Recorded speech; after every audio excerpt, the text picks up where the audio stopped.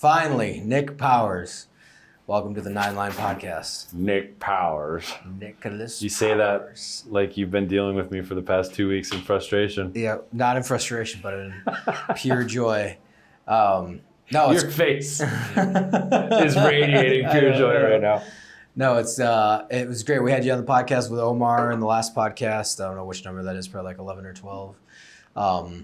So it's awesome to have you on individually and not over Zoom. Nothing against Zoom calls or but it's awesome to do this in person. So I'm really excited to be down here in Rotana, Honduras. That's it right there. That's pretty much it, yeah. If we were anywhere else, you wouldn't be excited to see me. No, I wouldn't actually. I saw you in Florida and I was like, I know. Fuck this guy. Yeah, we're in Florida. Can't wait to get away from him. Actually, no, what I'm talking about. You're on Joe's podcast. It was like, yeah.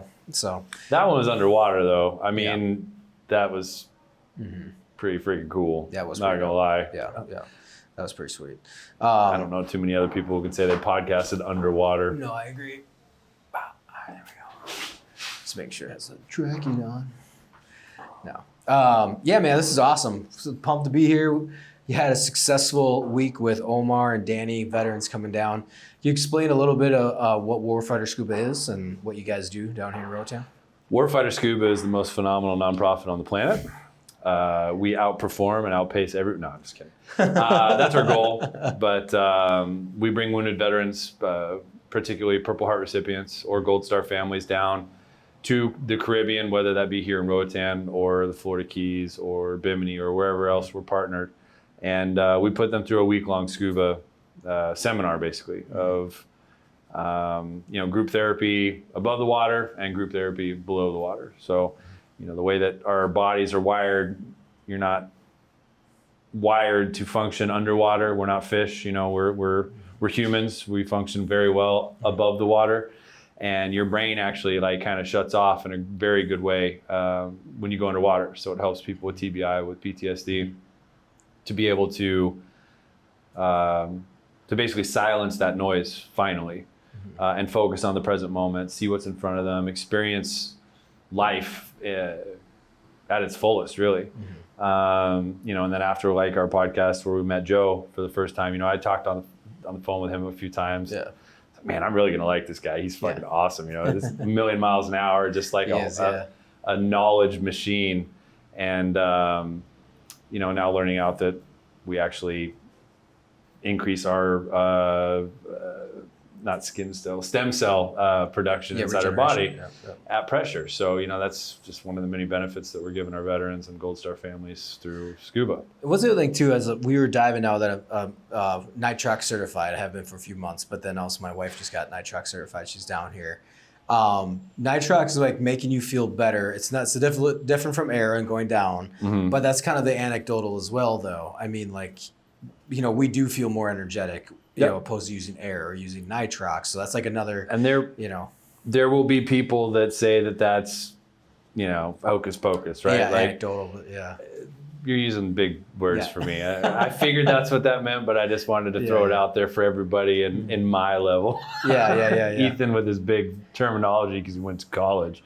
But it's, I feel the same way. If I'm doing courses and I'm on air, I'm dragging ass. But as soon as we switch over to nitrox after open water's done, I'm not, 3 or 4 dives, I'm good. Yeah. So I'll fight that tooth and nail to anybody who's like, oh, that's bullshit. It's mainly nitrox is safer, right? You're getting less nitrogen buildup throughout your body throughout the day. You're diving safer, and you're outgassing safer. So that's really the reason behind it. Obviously, can't go as deep due to oxygen toxicity, but you're talking hundreds of feet, not. Yeah. It's way past recreational that 32% is going to get you down to 110-foot rec, no problem. Yeah.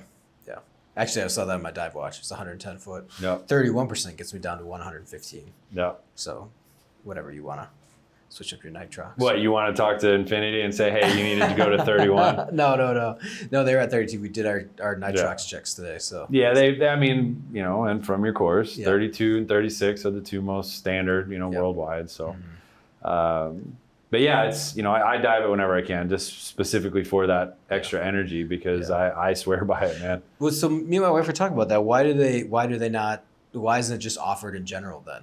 Like right away now, is this just something that's newer than air?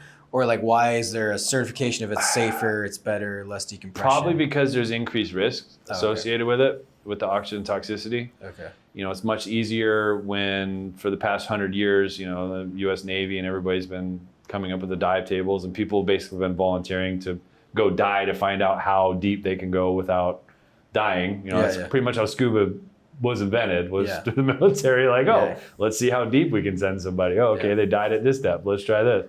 And when you're adding another stressor to the people who are already going through, you know, the open water, which you can learn nitrox at the same time, you just can't dive with that gas. Yeah. So, you know, what we do is we do like a bundle. You come, I give you your open water and nitrox at the same time, so you're getting the understanding of it. Mm-hmm. But we can't physically dive it until you get your open water certification. Mm-hmm. I'm sure there's some legal explanation, you know, that a lawyer can give you to exactly why. But I have a feeling it comes down to, just, you know, money. Somebody can sue for something, and they're just trying to avoid it, to be honest with you. Mm-hmm. That's my best guess. Yeah. Because to me, I would put people straight on nitrox, you know, like, why not teach them nitrox right off the bat so they can dive safer? Yeah. It makes sense. Yeah, that's what we're kind of wondering, like, why is it? Why does the world function the way that it does, man? It usually always comes down to money. Yeah. Speaking of money, then, how is it being an a Mari's ambassador, SSI ambassador, or both? Correct me. We're partnered with SSI. Yes. I don't know if ambassador is the right word. Yeah. I don't want their lawyers to jump on me there. Yeah. But yes, we are Mari's ambassadors. We're brand ambassadors for them, and they've been fantastic, man. Like. You know, back in 2016, the CEO of both companies were down here in Roatan doing their marketing shoot, and my next door neighbor Oliver, who's one of the owners at Infinity that you've met, you know, my Italian mafiosos. I told him about this idea that I had that has now become Warfighter Scuba. Yeah, he's like, "Oh, I'm going to introduce you to some people and give them your presentation." I was like, okay. Yeah. And it was the CEOs for both of the companies. And it's like, seriously, Oliver, like, you're throwing me straight into the freaking, the wolf's den here. You know, I don't have anything prepared. I just told them about what I wanted to do, and they backed us ever since. Mm-hmm. And to me, that's pretty incredible. You know, we didn't have our 501c3. I didn't have a business plan. I had nothing. It was just in my head. And they're like, let's do it. Yeah. For European companies to be that kind of passionate about helping vets, that, you know, I was shocked. Yeah. And we've had a great relationship. They've sponsored us. They donate the kits. They donate dive center fees. They donate pro fees, you know, through SSI. And then Mari's donates gear. And you've seen the relationship we have with the Mari's shop here in Roatan. I mean, it's amazing. Yeah. They're incredible. And for these brands, again, that get nothing out of it other than helping veterans. You know, they're European companies, so the 501c3 doesn't matter to them. Yeah. They don't get tax write-offs. They just do it because they want to help. Makes me that much happier about our relationship because they actually care. Yeah. It's not just we need a tax break. Yeah. It's let's help people, you know, and I think that's cool as shit. Yeah. So with even with them being an Italian company, have they ever, like, over the years, like, hey, here's some of our veterans from the Italian army, or like Europeans, or? Not yet. We do have a couple from the UK that have applied. Yeah. That I'm pretty stoked about getting down. The only problem is it's about a 2 or 3 day journey for them. Yeah. And it's buku dollars to get them down here. So, you know, there's a lot of hurdles, but we will have that. I mean, most foreign countries, as much as we bash our VA, as bad of a system as it is light years ahead of anything that any other country gets. They get nothing, literally nothing. You know, they get a pat on the back, thanks for your service, now get the hell out, and there's nothing for them. And granted, they have socialist healthcare, they have all that stuff, but there's no VA for them to go to like we have. I mean, at least we have that. You know, at least we have therapists, you know, that are willing to try and help us. You know, whether they're good or bad, I mean, it depends nationwide with the VAs, obviously, but you know, I've heard great stories from friends, and then I've personally lived through hell, you know, with my stories from the Phoenix VA and things I've had to deal with. So it's awesome to be able to help those veterans from other, partner nations that don't get shit, and I'm excited that we're finally getting some to apply. I mean, but that's, how are they going to hear about us? I don't know if Mari's is actively campaigned for us in Italy. I mean, I know the Carbonaria, whatever the Italian military is called. I've seen them in Iraq. Yeah, some in Afghanistan. How many were there? Did a lot of them actually get wounded? I have no idea. I know the UK has significant numbers. I know Canada has significant numbers of wounded. There are two biggest. Australian. I saw Swedish. I saw, who else? I mean, there were a handful. It's like, oh, I didn't know you guys were here. That's cool. But it's fractions of us. To be able to add them into it is awesome. But at the same time, it's extremely difficult because there's no Purple Heart. There's no documentation of being wounded in combat. Exactly. There's nothing. So that, these guys are trying to apply, and we have a Purple Heart requirement. So I get a lot of emails like, hey, our country doesn't do that. They only give medals if we die. How do we get around this? It's like, well, you got a photo? Well, it's like, I mean, do you have guys that you served with that can write a letter of support or anything that can show I did deploy and I was wounded by the enemy? We'll take it. I don't want you to feel like you're just, fuck you. You don't have a Purple Heart. You can't come.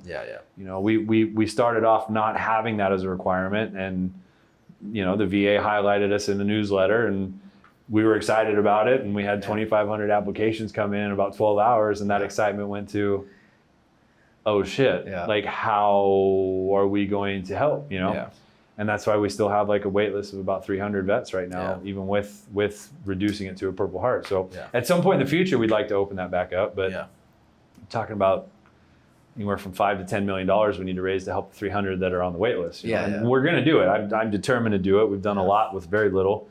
If we do get the VA Adaptive Sports Grant this year, that should be about 80 vets that we can knock out and get on this scuba train, man. Get them excited about it like you. Get them excited about it like Omar and all these vets, that are like, they got that scuba itch, because it is an expensive sport. That's the downside. If we can start funding all the equipment, we can start funding the training, we can bypass, the $3,000 or $4,000 that a normal civilian would need to spend to get into the sport. So that's something that I do agree with, that once you get into it and once you get your own equipment, it becomes very much cheaper, even if it's certification. But but it is initially when you're like, I really want to dive into it, because then you are just renting a tank for $35 a fucking weekend, or whatever it costs. And you could go dive a lake in Minnesota when you get home. I mean, there's you don't have to come to the Caribbean. You can dive any body of water. Everything depth offers its therapy in any body of water. Now, whether you can't see your hand in your face here or you can see 200 feet, that's a different story. But the therapeutic aspect remains the same. And to go back to the cost, let's say in a typical week we do open water and nitrox. If the group is very savvy in the water and they all want to go through to do their advanced, I mean, you're talking at least $500 for open water, another $200 or $250 for the nitrox course, and then I would say probably another $400 for advanced. I mean, that's what, $1,150 just in course fees. Just course fees. Course fees. That doesn't include travel. That doesn't include your gear rental for some of those courses. So that's kind of what we're bringing to the plate to save for our veterans. And hopefully with more money and awareness that we raise, we'll be able to actually kit out each veteran with, right now it's just mask, fins, and snorkel, which that's a $300 savings for the vet. But we want to include BCD and regulator at some point, which, it's huge. Saves them thousands. So, we're working on it. It's I have to keep telling myself, we're only 5 years old. 5.5. And for what we've accomplished, it's pretty significant. But in my head, it's snail's pace. And I have to keep telling myself, like, no, we're light speed on what we're doing. But to me, it's like, it never feels like it's enough. And that's my issue that I have to constantly deal with myself is, I got to say pump the brakes a little bit, because we can't do everything at once. And if we did, we'd probably fuck it up. You know what I mean? Because we'd take too much on, and it wouldn't be what you went through. Yeah. And I always want it to be that. I don't want to be a large nonprofit where it goes away from this intimacy that we have. We have a relationship from 3-3, whether it was, we weren't going out on the weekends and hanging out. We were in the same unit together, deployed together, probably said hi walking back and forth together, but we have more of a relationship than somebody else who came through the program, right? Yeah. But I want everybody to feel like this is a family. Yeah. I never want to get away from that, and I think that's where a lot of big nonprofits, they start off great, and then they start filling those bank accounts, and then that intimacy goes away, and it just becomes a chase after the almighty dollar to do what? I hope we can raise millions of dollars, and I hope it continues. It's going to be my goal and determination as the president running it, that intimacy stays. I'll be on trips. I'm not just going to sit in an office and collect some fat paycheck. Yeah, I'm going to be in the fucking water, having the time of my life with everybody. I mean, that's. Yeah. So what is that? I mean, like, we can go into diving without, specifically naming orgs or whatnot, but I know we've talked about it and we've seen it somewhere. Like, I think one that you would be able to kind of pick on is Wounded Warrior Foundation. Everyone knows about that. It's a pretty big public thing, but but also, without kind of going too much into detail, but what kind of stuff have you ran into over the years that is frustrating to see, or like seeing orgs, because there's great ones out there. Yeah. And that one you mentioned, I'm not going to say it, but that one that you mentioned, started off great, right? I hear they're trying to rebrand again. I hear they got rid of but there's a pattern with all of them. They start off great, they start getting successful, and then they all go to shit. There's whether it's stealing money or spending millions of dollars on parties for your own staff, and end up turning into like, here's your shirt, take a photo, go fuck yourself for the vet kind of thing. There's a pattern, and all the big ones seem to just kind of follow in the same footsteps. They've got 7-8 digits in their bank account. Well, what are they doing with it? Why do you need to have thousands of employees across the country? You don't. That money should be going towards the vets. You have a regional office here and there or whatever. You don't need thousands of people to run these kinds of things.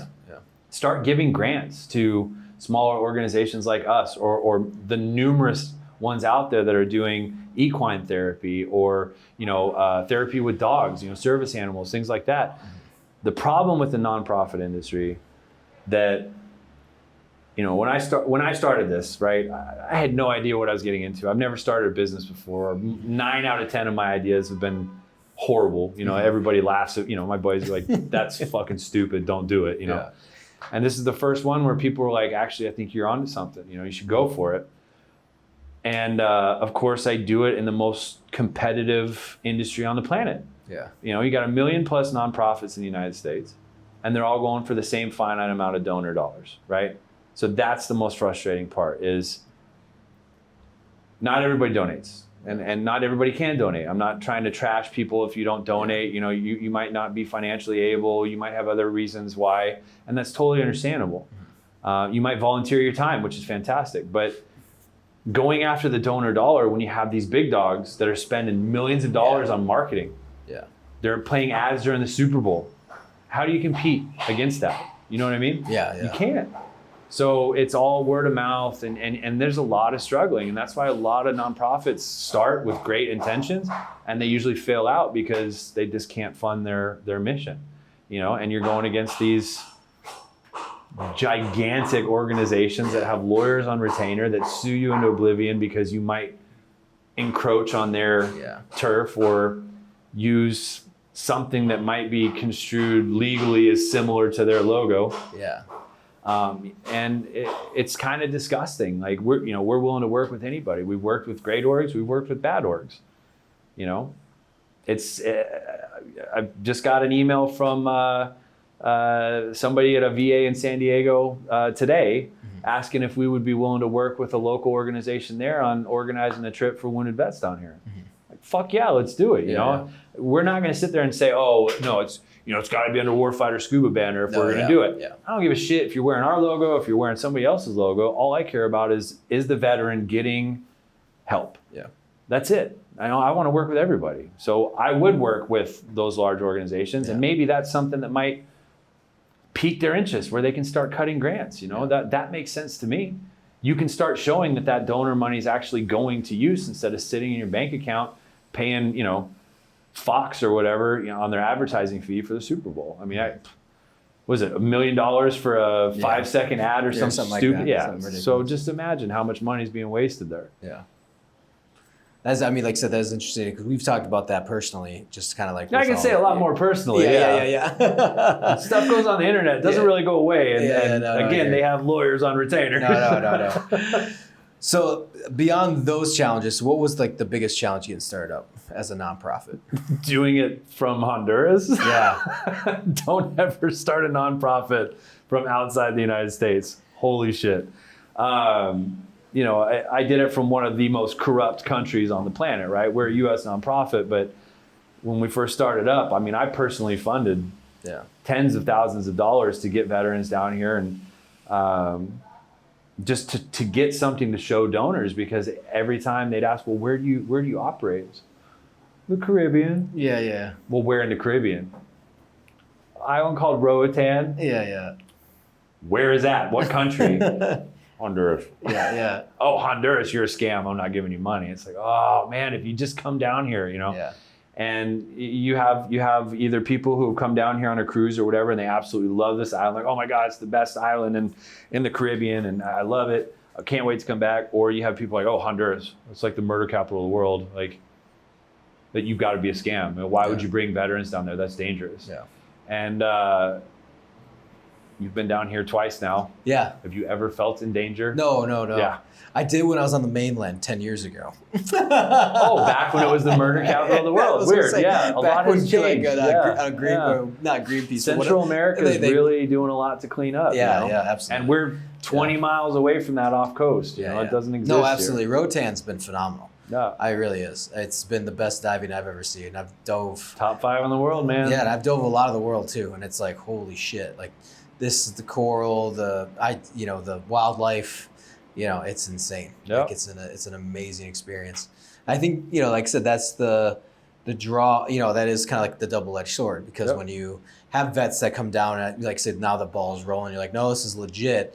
And by the way, this is the best diving destination, one of the best, if not the best. Don't try and compare this anywhere else you go. Anywhere. We had a kid on our boat he just got certified in Florida. This is his first dive, like in December, And he's just like, I've never dove in the ocean before. Like, he did some spring in Florida or whatever, natural fucking spring.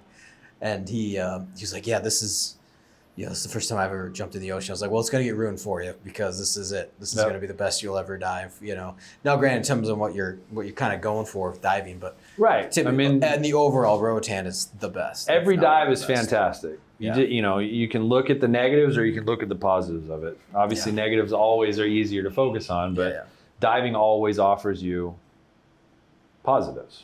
Like I said, whether it's this visibility or 200 feet, whether it's 85-degree water temperature here or, the Florida Keys when we went, it was fantastic. Visibility was at least 60, 70 feet.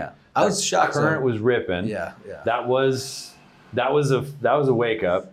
And I was freezing you weren't even wearing a wetsuit and you were warm, but I was freezing my ass off, and I think the water temp was like 79, 80.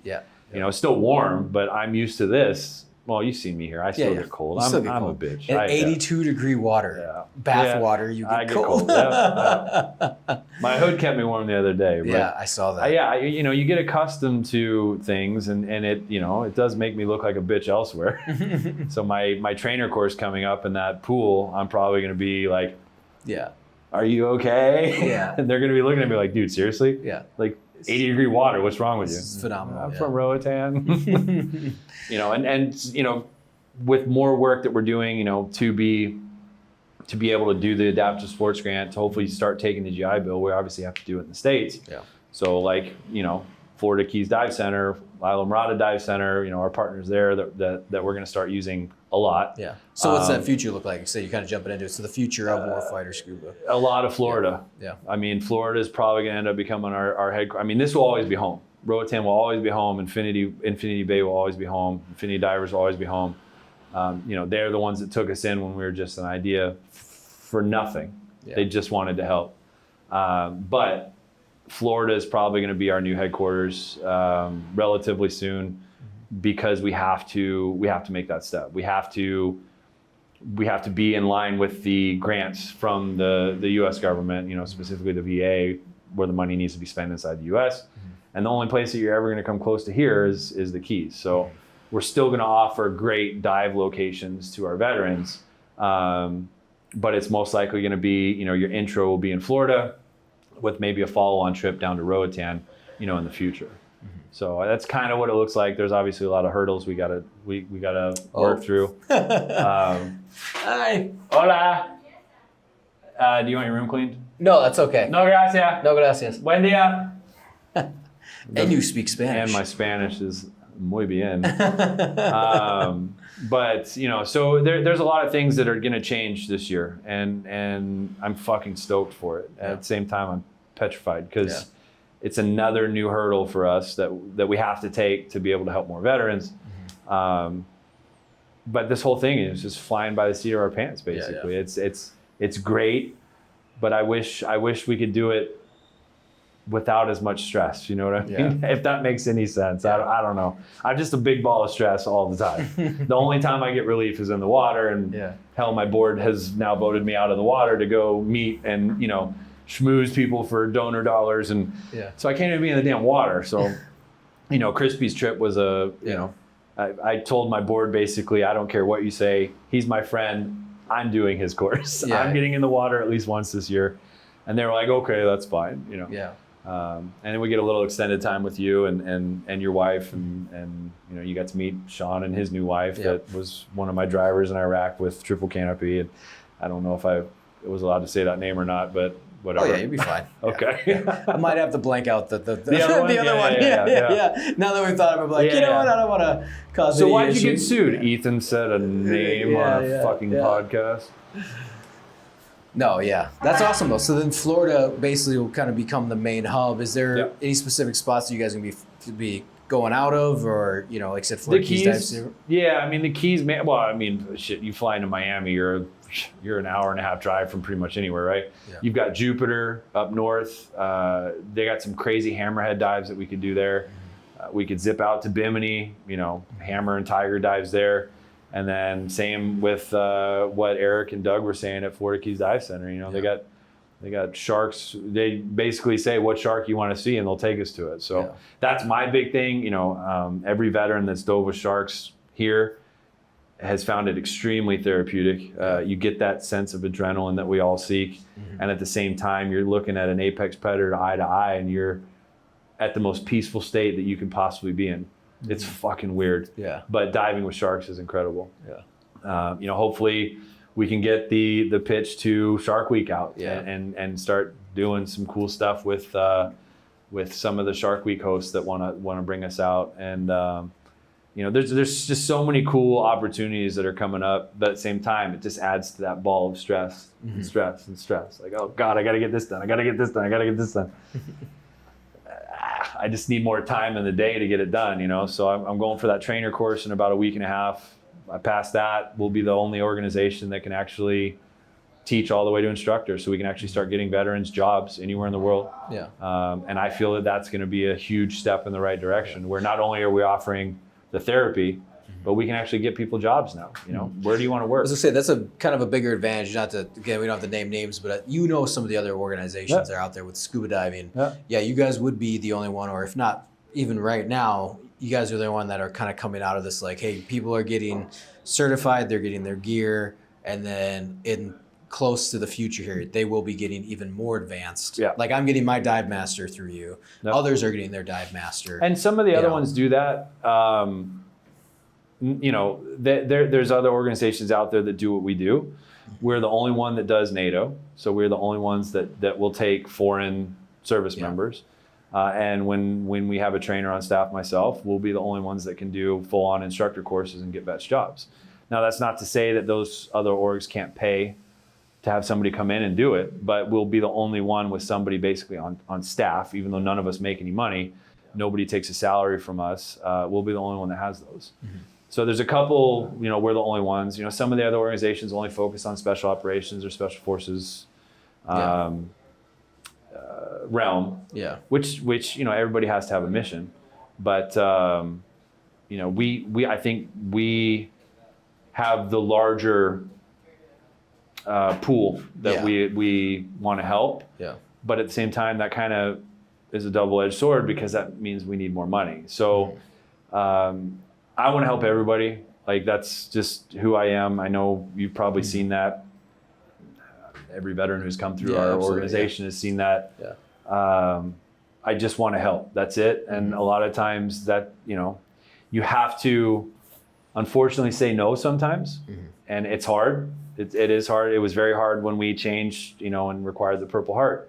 I got a lot of horrible emails and voicemails sent to us about, veterans who were upset, and rightfully so. I understand it, but it hurt significantly. And then COVID hit and shut us down, and we had to cancel basically all of our trips, which killed me inside even more. Just hearing everybody understood it, but hearing that like disappointment in the veterans' voices of, hey, sorry, we have to cancel COVID, Honduras shut all the way down. You couldn't leave or enter the country. Mm-hmm. And then some people took that the other way, and, they just said horrible shit to us. Like, it was very tough, but, nothing good comes easy. We're going to continue to fight to help everybody. Like I said, if we can get to the point where we raise enough money to help all of our Purple Heart recipients, and then we can open it up to everybody again. That's what we're going to do. But there's a lot of hurdles in our way to get there, and it's going to be a fight. So luckily, I'm a Marine, and because we're the best. Right. It's like going pulling that shit. So then, what's kind of the most extreme cases that you've had come through here? Double amputees above the legs, above the knee. Mm-hmm. I don't know what maybe that would be another way to say double arm amputee, but that was Freddie, one of our awesome guys at Infinity Divers walking by. The double leg amputees were fun. Seeing people who are wheelchair bound free is one of the coolest things you'll ever experience in your life. Mm-hmm. Somebody who literally can't go anywhere without a chair, who now can go up, down, left, right, they have full control. It's, well, like I said, I get therapy in the water. That's my therapy, is watching those eyes light up and just people, like, you can see their brain just, holy shit, I have control now. And usually they're some of my best divers. It's crazy. Usually the more wounded, the better the diver, for whatever reason that is. And I don't know. My friend Jay, he's my merman, right? Like he was my first amputee that came through, and his amputation is at his hip. So he has no ability for any kind of prosthetic underwater. So when I taught him the mermaid kick, I mean, the dude's a fucking monster. And I was doing the perfect buoyancy course, swimming through the hoop, and okay, you watch me. And then I do it. I was fucking it up, and then he was doing it perfect with one leg. So I'm just sitting there like, wow, he was completely at peace, not carrying around a 60-pound backpack of batteries for his what do they call it? Power knee, prosthetic that he has to swap batteries out every couple hours in just to be mobile. Mm-hmm. Just a fucking scuba monster, man. Like I love diving with him. It's incredible.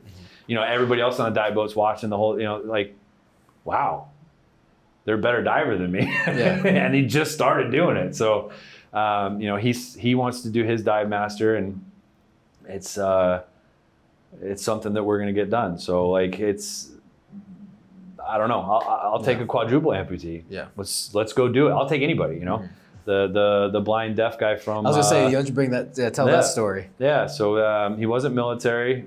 He came in on a cruise, and he sent an email to us. He said, "Look, I'm not military, but I enjoy being in the water.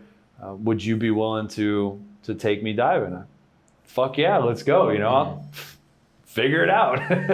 And I came down to the dive shop, and I talked to Claudio, the manager. I said, "Hey man, you want to help me with a adaptive diver?" And he's like, "Yeah, sure. You know, what do they have?" And it's like, "Oh, they're blind and deaf." In his face, he's just like, "How's that gonna work?" "I don't know. Let's figure it out, man." And he's like, "Okay." So we took him right out here at Mandy's Eel Garden, did 2 dives, put the full face mask on him, so he got to experience that. Told him he looked like Darth Vader, and he absolutely loved that. His name was Scott Dollar, and he was an amazing individual. You know, I want to say he lost his sight at 13, and his outlook on life, man.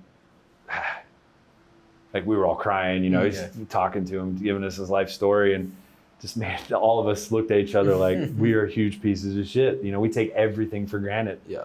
And you know, I found a dead lobster underwater, and he was touching it, and it was just so awesome to see it. And unfortunately, so he does what's called tactile sign language, right? So he sits there like this, and then you sign language into his hand, and he can feel what you're signing, and then he signs back. So he had an interpreter that couldn't equalize, and she was trying as hard as she could not get down. So we're about 20 feet right there at Mandy's. I'm looking up, and she's going, you know, problem, like, please come down here. You know, I don't know how to sign language.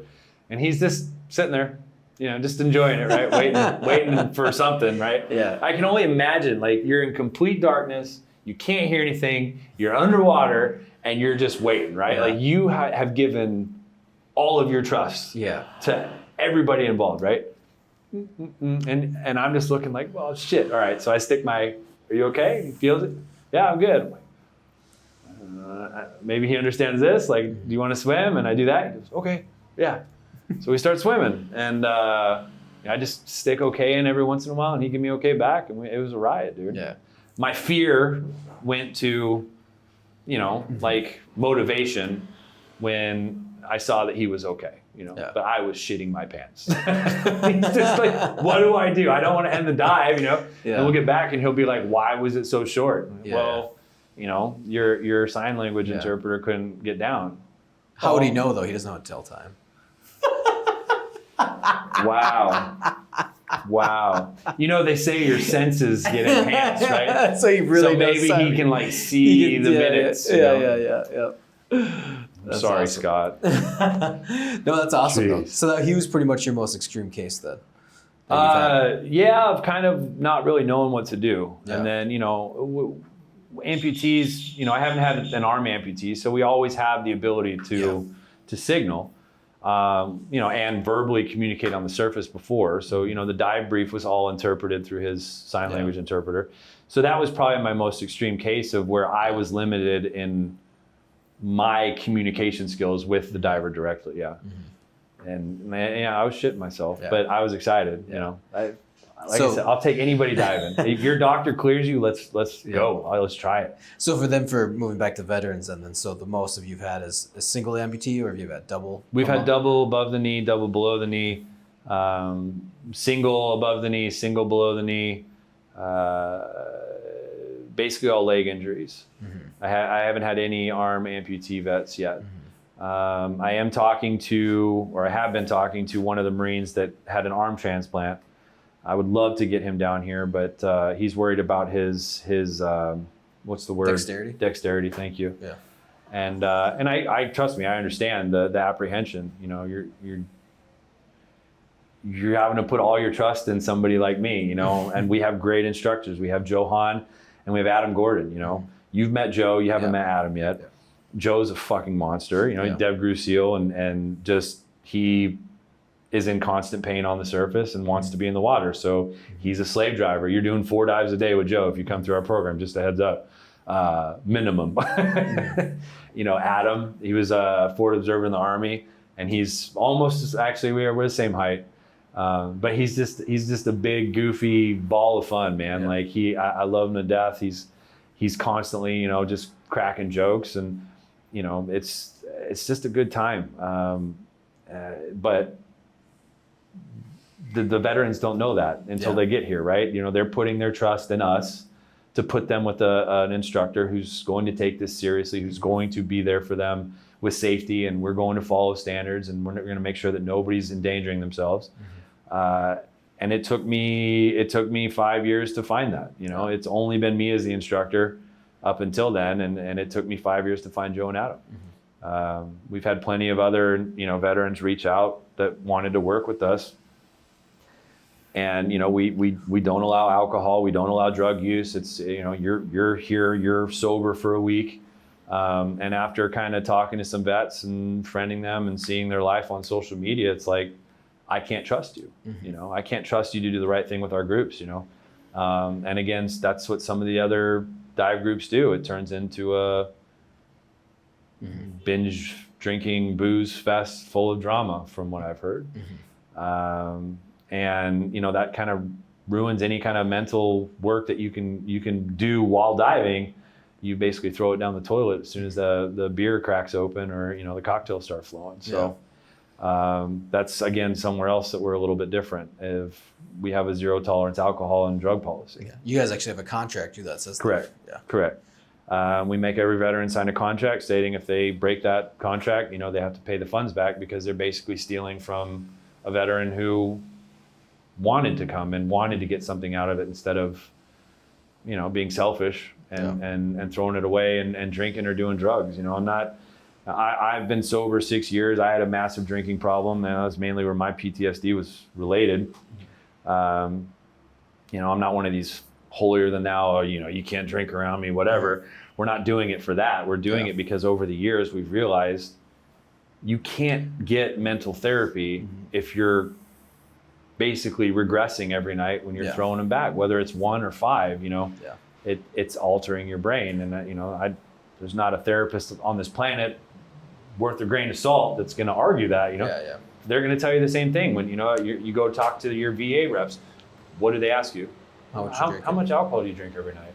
I remember answering that, laughing at it. Oh shit, like a case of beer, ha ha ha. Yeah. That's called alcoholism. And if I could have nipped that in the ass, Jesus, man, 10, 15 years ago, I can only imagine how much different my life would be. But I thought it was a joke back then, you know? Shit, dude, Marine Corps taught us how to binge drink pretty damn good. Yep, absolutely, yeah. No, I agree. I think that's something too, getting further on with our lives, and obviously I'm a participant in this, foundation and whatnot.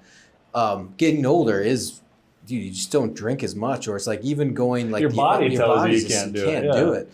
But I think as we're getting older, we talked on the BBC, so we had an interview on the BBC a few days ago where we did talk about that, where it's like, in the early days, I get it, like I did, and we lived through those. There's an easy way to process. Yeah, exactly. Or get through shit. Yeah, exactly. Sure. Like in the early days, I understand. I think I don't want to say that's the legitimate excuse, but at the same time, like when I got together, it was like 22, 23, 24.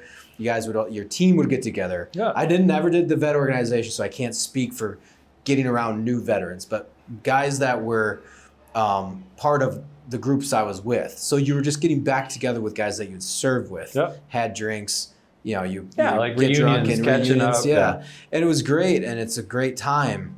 But as you get older, I think a lot of those issues start coming more to the surface that obviously alcohol can't bury, and you can't just go off and I met up with my friends last year. We do whatever, like you actually need a legitimate therapy to get through. And I think scuba diving, you have to work through it.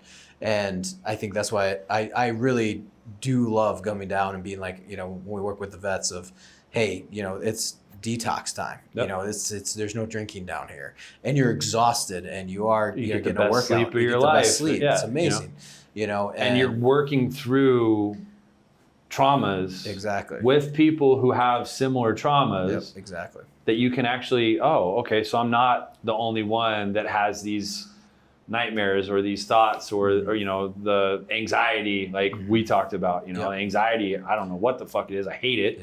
And it's new to me after, about 2 years now. It's driving me nuts trying to figure out how to get rid of that. So, I don't have it on dives, but it creeps back up, when I haven't been in the water for a while. It's like, shit, why do I have this? You can't drink anxiety away. Yeah. We got to work through it. So it's a good, in my eyes, it's a good starting point to get these guys and gals that mindset of, okay, I got to grow up a little bit. I've got to work through this. Let's put the booze down and do some work, You could never drink while you were on mission, right? Yeah. No, so this is the same as when you were in the Marine Corps, when you were on mission. If you got caught drinking, you were fucked, right? Yeah. I mean, that's NJP, probably bad chicken dinner, whatever. Yeah. That's life, man. You gotta bite your lip and get through some shit. And you can't do that while you're drinking, It's just whatever little progress you can make, it's going to go away the second you start. I'm just going to drown it again, It's easier to drown it though, than it is to do the work. Exactly. So is there, what kind of testimonials have you gotten back? I know you've gotten putting through a lot of guys through the program, and you see guys here on the back end, which is, I know what you've been working for and, we've talked about as well, but on the back end, like, have a lot of the veterans return to scuba diving? Are they like emailing me like, hey, this is amazing? Because I know a lot of vets go to orgs and they just kind of like, oh, that was fun. And they just bounce around or they don't pursue anything, or like pursue that even further. Well, and a lot of times orgs don't pursue those vets back, which is why they don't return or whatever. I mean, we constantly, I've got WhatsApp groups, I've got Facebook groups, we have our own Facebook group specifically for veterans who come through our program that's locked. So you have to come through our program to be a part of it, where everybody talks, we've actually had other veterans who met up here, go and do scuba trips with their spouses again, elsewhere to continue, which I think is fantastic. And, that's one of the big reasons why I push bringing your spouse is you meet other spouses, you have like dive couple trips, or you and your wife now have a positive thing to where you're pushing each other to go do this elsewhere or come back here.